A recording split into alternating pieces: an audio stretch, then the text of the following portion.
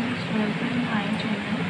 और आज हम स्टार्ट कर रहे हैं, ठीक है, हमारी एनसीईआरटी में किताब है भारतीय कला की, ठीक है, जो कि हमारी एनसीईआरटी बोलते हैं कि पढ़ना जरूरी है, तो इसीलिए मैं आपके लिए लेके आई हूँ एनसीईआरटी की किताब, ठीक है। इसकी हेडिंग है प्रागैतिहासिक शैल चित्र, ठीक है। तो आइए अब इसमें देखते हैं कि है क्या क्या लिखा हुआ, ठीक है। तो देखिए, इसमें हालांकि इतना कुछ इम्पोर्टेंट तो नहीं है, पर जो इम्पोर्टेंट है उसमें मैंने अंडरलाइन तो किया, क्योंकि देखिए ये एक नॉर्मल सा है, ठीक है। हम फिर भी देख लेते हैं, कोई भी चीज़ छूटे ना हमारे एग्जाम से पढ़, ठीक है। अत्यंत प्राचीन अतीत यानी कि बीते हुए कल को, जिसके लिए ना तो कोई पुस्तक है और ना कोई लिखित दस्तावेज उपलब्ध है, उसे प्रागैतिहासिक यानी कि प्री हिस्ट्री कहा जाता है, ठीक है। पुस्तकें और दस्तावेज उपलब्ध होते थे तो कैसे, उस समय में तो कागज़ था, ठीक है, और ना ही कोई भाषा या लिखित शब्द था। प्राग इतिहास को हम अक्सर प्रागैतिहासिक काल के नाम से जानते, जैसे प्री हिस्टोरिक टाइम कहते हैं। ऐसी परिस्थिति में जो मनुष्य है कैसा रहता होगा, यह विश्वास करना तब तक बिल्कुल कठिन बना रहा जब तक कि विद्वानों ने उस स्थान की खोज नहीं किया था, ठीक है। अब देखिए, जैसे कि पहले के ज़माने में, ठीक है, ना तो पेज हुआ करते थे, लोगों के पास रहने के लिए ही वो इतना स्ट्रगल करते थे, खाने के लिए स्ट्रगल करते थे कि वो भाषा को कहाँ से मिलता है, ठीक है ना। तो देखिए, जहाँ प्रागैतिहासिक काल में मनुष्य रहा करते थे, ऐसे स्थलों की खुदाई से, ठीक है, पुराने औजारों, मिट्टी के बर्तन, आवास स्थलों और उस काल के मनुष्य तथा जानवरों की हड्डियों के अवशेष मिले हैं, ठीक है।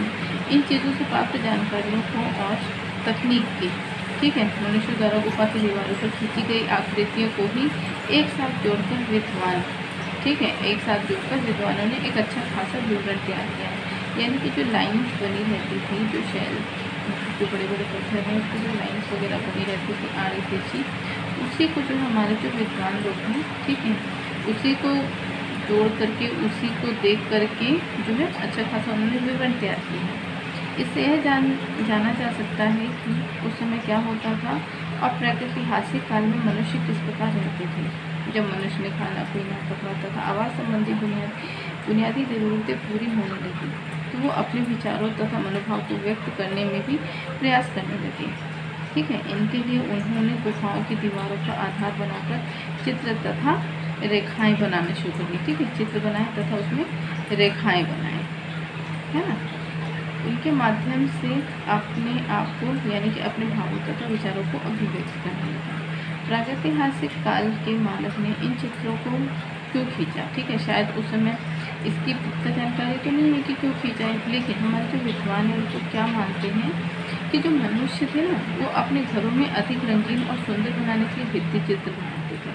अथवा यह भी हो सकता है कि उन्होंने अपने रोज़मर्रा के जीवन का दृश्य अभिलेख रखने के लिए ये चित्र खींचे। जैसे कि आजकल हम में से कुछ लोग अपनी डायरी लिखते हैं, जैसे आप लोग डायरी में लिखते हैं दैनिक जीवन में क्या हो रहा है क्या नहीं हो रहा है। तो जो हमारे जो बोलते हैं पुराने ज़माने के लोग हैं, ठीक है, प्राग इतिहास के लोग हैं, वो क्या है कि अपने जीवन को दिखाने के लिए सिर्फ वहाँ पे शैल चित्रों में हो सकता है रेखाएँ खींचे हों या फिर उसको सुंदर बनाने के लिए खींचे हों, ठीक है। अब देखिए, मानव ने आरंभिक विकास से इस प्रागैतिहासिक काल को आमतौर पूरा पाषाण युग, ठीक है, यानी कि पुराना पत्थर काल कहा जाता है, ठीक है। अब देखिए इसके आगे क्या बोल रहा है कि प्रागैतिहासिक, ठीक है, चित्रकारियाँ दुनिया के अनेक भागों में पाई गई हैं। हम वास्तव में यह नहीं जानते हैं कि पूरा पाषाण युग जो है कि मनुष्यों ने कभी कोई कला वस्तु बनाई थी, लेकिन हमें यह पता चलता है कि उत्तर पाषाण काल यानी कि आते आते मनुष्य ने अपने कलात्मक क्रियाकलापों में भारी वृद्धि कर ली थी, ठीक है। अब देखिए यहाँ पे, ठीक है, कि दुनिया भर के इस, ठीक है, काल की ऐसी गुफाएं पाई गई हैं जिनकी दीवारों पर उन जानवरों के सुंदर चित्रण से भरी है जिनका उन गुफाओं में रहने वाले लोग शिकार किया करते थे। यानी कि हो सकता है जिसका वो शिकार करते हों, उसी के आकर के लाइन से रेखा खींच करके वो दर्शाते हों कि देखिए आज हमने इस चीज़ का शिकार किया है। लोग मनुष्य और उनकी गतिविधियों के दृश्य चित्रण करते थे और वृत्त, वर्ग, आयत जैसे, ठीक है, कई ज्यामिति, आकृति एवं प्रतीक भी बनाते थे, ठीक है, भारत में अब तक के जो प्राचीनतम चित्र मिले हैं, ठीक है, वो उत्तर पाषाण काल के हैं।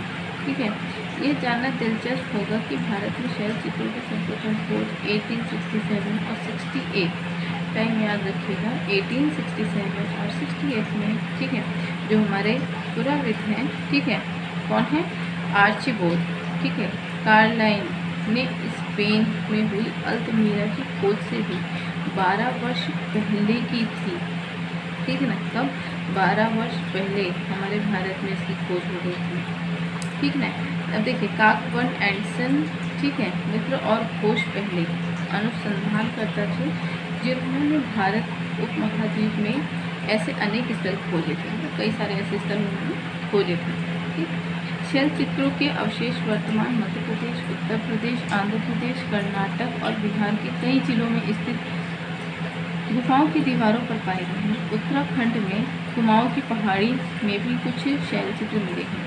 ठीक है, अब देखिए यहाँ पे थोड़ा सा मुझे इम्पोर्टेंट लगा कि अल्मोड़ा, ठीक है, बारेछिना मार्ग पर अल्मोड़ा से लगभग 20 किलोमीटर की दूरी पर, ठीक है, सुवाल नदी के किनारे स्थित लखुडियार में पाए गए शैल चित्रों में प्रागैतिहासिक कला के अनेक चित्र मिले हैं। थोड़ा सा याद रखिएगा जो अल्मोड़ा है, ठीक है, और ये लखुडियार, ठीक है, ये दोनों शब्द आप याद रखिएगा। देखिए लखुडियार के शब्द का अर्थ क्या होता है कि 1 लाख गुफाएं, यहाँ पाए जाने वाले चित्रों की 3 श्रेणियों में बांटा गया। ये पूछा होता है कि कितनी श्रेणियों में बांटा गया, तो 3 श्रेणियों में बांटा गया। देखिए अब क्या क्या है, मानव चित्र, पशु चित्र और ज्यामितीय आकृति। ठीक है, ये चित्र सफ़ेद, काले और लाल रंग के हैं। इनमें मनुष्य की, ठीक है, छेड़े जैसे रूप को दिखाया गया है। पशु चित्रों में एक लंबे थूथन, ठीक है, थूथन मतलब क्या होता है, मुँह, ठीक है, थूथन वाला जानवर, एक लोमड़ी और कई रंगों वाली छिपकली चित्रकारी के मुख्य विषय हैं। ठीक है, लहरदार रेखाएं, आयताकार ज्यामितीय डिज़ाइन और अनेक बिंदुओं के समूह इन चित्रों में देखे जा सकते हैं। इन चित्रों में दर्शाए गए दृश्यों में से एक दृश्य अत्यंत आकर्षक है, जिनमें मानव आकृतियों को हाथ पकड़कर नाचते हुए दिखाया गया है। ठीक, कुछ चित्र पहले के बने चित्रों पर बनाए गए हैं। वहाँ सबसे पहले काले रंग के चित्र बनाए गए, फिर उन पर लाल रंग के चित्र और अंत में उन पर सफ़ेद रंग के चित्र बने हुए पाए गए हैं। अब ये देखिए, यहाँ पर देखिए, ठीक है, हाथ के छापे, ये देखिएगा अगर यहाँ पे ध्यान से, तो हाथ के, ठीक है, हाथों में हाथ डाले नृत्य करते हुए लोग हैं। ठीक है, लखुडियार, और ये लखुडियार कहाँ है, उत्तराखंड में है, देखिएगा ध्यान से। ठीक है, अब देखिए ये क्या है, ये लहरदार देखिए रेखाएं हैं। ठीक है, ये भी लखुडियार उत्तराखंड में, ठीक है, देखिए। अब देखिए कश्मीर में भी ऐसे 2 शिलापट मिले हैं जिन पर कुछ चित्र उकेरे गए हैं। आंध्र प्रदेश और कर्नाटक की, ठीक है, ग्रेनाइट की चट्टानों में नव पाषाण काल की मानव को अपने चित्र बनाने के लिए उपयुक्त कैनवस दिया है। ठीक है, यहाँ उनके स्थलों पर ऐसे चित्र पाए जाते हैं जिसमें 3 स्थान, अर्थात अब देखिए इस 3 स्थान के नाम आप याद रखिएगा, क्योंकि कभी कभी पूछ लेता है कि ये क्या है, तो आपको पता होना चाहिए कि पूरा स्थल है। ठीक है, पुरातात्विक स्थल है ये। ठीक है, देखिए कुपगल्लू, ठीक है, उसके बाद क्या है लिखा, ये पिकलीहाल और टेक्कल कोटा। ठीक है, टेक्कल कोटा अधिक प्रसिद्ध है। यह 3 तरह के चित्र पाए गए हैं। कुछ चित्र सफ़ेद रंग के हैं, कुछ लाल रंग के हैं और कुछ सफ़ेद पृष्ठभूमि पर लाल रंग के चित्र परिवर्तित ऐतिहासिक काल, आरंभिक ऐतिहासिक काल और नवपाषाण काल के हैं। इन चित्रों के विषय है सांड, हाथी, सांबर, ठीक है, चिकारा, भेड़, बकरी, घोड़ा, ठीक है, शैलकृत मानव, त्रिशूल आदि। वनस्पतियों के चित्र बहुत ही कम पाए जाते हैं क्योंकि वनस्पति तो ऑलरेडी इतने सारे हैं। अब देखिए जो हमारा है कुपगल्लू में एक चित्र में एक अत्यंत विचित्र दृश्य प्रस्तुत किया गया। देखिए क्या है इसमें कि जिसमें बड़े बड़े अंगों वाले, ठीक है, कामोद्वीप पुरुषों को स्त्रियों को भगाकर ले जाते हुए दिखाया गया है। ठीक है, तो ये आप थोड़ा सा याद रखिएगा क्योंकि ये NCERT किताब में है, तो थोड़ा सा ये इम्पोर्टेंट हो जाता है, इसकी हर एक लाइन इम्पोर्टेंट है। ठीक है, देखिए परंतु सबसे अधिक और सुंदर शैल चित्र, ठीक है, मध्य प्रदेश की विंध्याचल की श्रृंखलाओं और उत्तर प्रदेश के कैमूर की पहाड़ी में मिले हैं।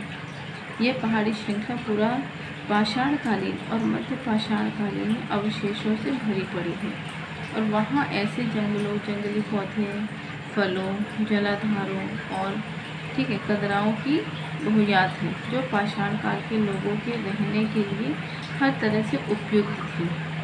वहाँ की प्राकृतिक शैलकद यानी कि चट्टानी आवाज़ जो थी, ठीक है, वर्षा, बिजली की गरज, ठंड और चिलचिलाती धूप की गर्मी से बचाने के लिए उन्हें पर्याप्त सहारा देती है।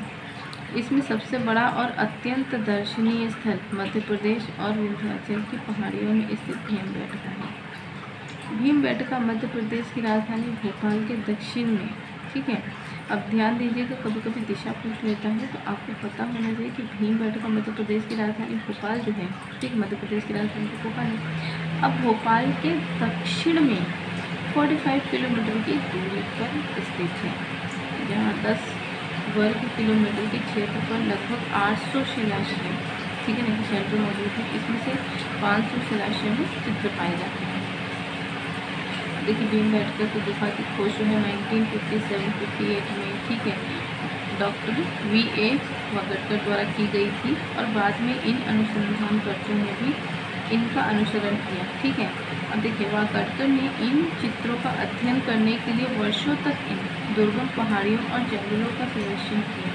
यहाँ पाए गए चित्रों के विषय अनेक प्रकार के हैं। इनमें उसी समय की रोज़मर्रा की जिंदगी की घटनाओं के अलावा धार्मिक एवं, ठीक है, भव्य चित्र भी चित्रित किए गए, जिनमें शिकार, नृत्य, संगीत, हाथी घोड़ा की सवारी, जानवर की लड़ाई, शहद इकट्ठा करने, शरीर सज्जा, ठीक है, प्रतिवेशा, मुखौटा लगाने जैसी अनेक घरेलू गतिविधियों के चित्र शामिल हैं। यानी कि वहाँ पर क्या था, जो घरेलू चित्र है वो चित्र। भीमबेटका के शैल कला को शैल तकनीकी और आधार, ठीक है, अनुसार कई श्रेणियों में बांटा गया है, ठीक है। रेखा चित्र और चित्रकारियों के 7 कला विधियों में वर्गीकृत किया गया है, 7, ठीक है। पहला काल है उत्तर। अब देखिए ये हमारा किसका है, भीमबेटका का है, ठीक है। ये देखिए भीमबेटका का चित्र इसमें दिया गया है, गुफा द्वार, जो इसका गुफा का द्वार है, ठीक है।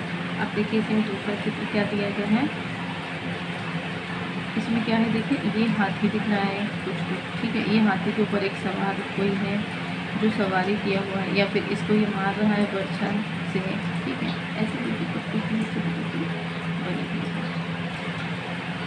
अब देखिए इसमें, ठीक है, पूरा पाषाण युग, पहला क्या था, पूरा पाषाण युग, दूसरा मध्य पाषाण युग, तीसरा है ताम्र पाषाण युग। इन तीनों कलाकृतियों के बाद एक के बाद एक 4 ऐतिहासिक कलाकृतियाँ आती हैं, लेकिन यहाँ हम पहले 3 कालों की विवेचना करेंगे कि ये जो 3 काल हैं हम पहले इनके बारे में देखेंगे,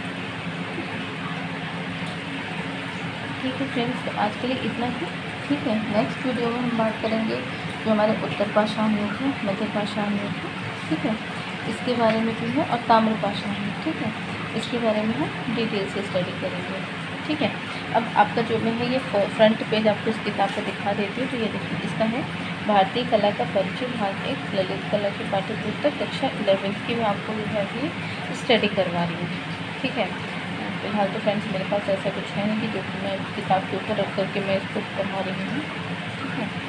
तो आप ये किताब ज़रूर पढ़िए, क्योंकि इस किताब को हालांकि मैं तो पूरा पढ़ाऊँगी थी, और किताब इम्पॉर्टेंट है क्योंकि NCERT जो है वो बेस है हर चीज़ का, और इसमें जितनी भी चीज़ें हैं वो पूरी आपकी जो है जो कला की आपकी जो एग्ज़ाम होता है, ठीक है, आर्ट का एग्ज़ाम, उसके पॉइंट ऑफ व्यू से इम्पोर्टेंट है हर एक चैप्टर, ठीक है। इसके हर एक चैप्टर यानी क्लास 11 और 12 दोनों के हर एक चैप्टर, ठीक है, आपके जो है सिलेबस के ही अकॉर्डिंग है, जो सिलेबस में आता है आपके सिलेबस में ही है। आपकी इसमें जो है आपकी सिंधु घाटी सभ्यता भी है, सिंधु घाटी सभ्यता के अलावा आपका फिर इसमें मौर्यकालीन सभ्यता हो गई, ठीक है, अशोककालीन सभ्यता हो गई, इसके बारे में पूरी डिटेल है। फिर जब आप क्लास 12 की देखेंगे तो क्लास 12 में आपके जितने भी बंगाल शैली के चित्रकार हैं, ठीक है, मेन उनकी पेंटिंग्स हैं, ठीक है, उसके बारे में आप वहाँ पर डीप स्टडी करेंगे, काफ़ी सारी चीज़ें हैं, ठीक है। इसके बारे में क्या है कि थोड़ा सा डीप स्टडी जो हालांकि इम्पोर्टेंट है उसमें मैं लाइन तो बता दे रही हूँ, लेकिन मैं आपको जो पढ़ा रही हूँ तो आप उसको अच्छे से सुनिए, और जो चीज़ें आपको लगता है कि इम्पोर्टेंट है तो आप उसको नोट्स ज़रूर बना लीजिए। तो मिलते हैं नेक्स्ट वीडियो में।